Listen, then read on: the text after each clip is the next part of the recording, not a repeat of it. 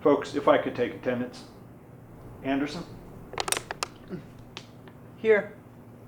Bernard? Here.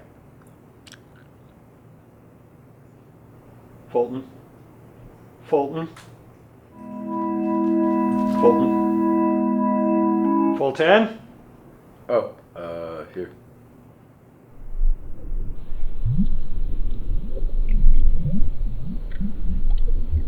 Folks, if you could open your books to page 492.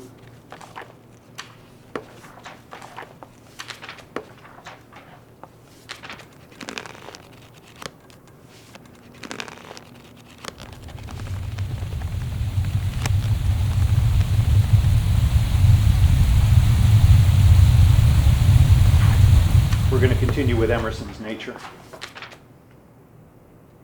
To go into solitude, a man needs to retire as much from his chamber as from society.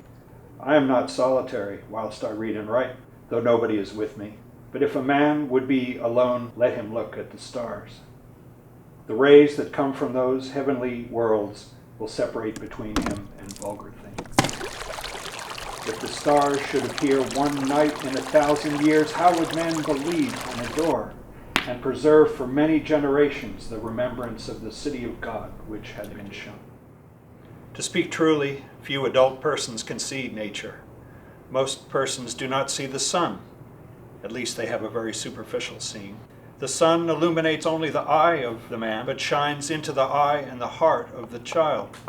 The lover of nature is he whose inward and outward senses are still truly adjusted to each other, who has retained the spirit of infancy even to the era of manhood. Nature is a setting that fits equally well a comic or a mourning piece. In good health, the air is a cordial of incredible virtue, crossing a bare common in snow puddles at twilight under a clouded sky, without having in my thoughts any occurrence of special good fortune.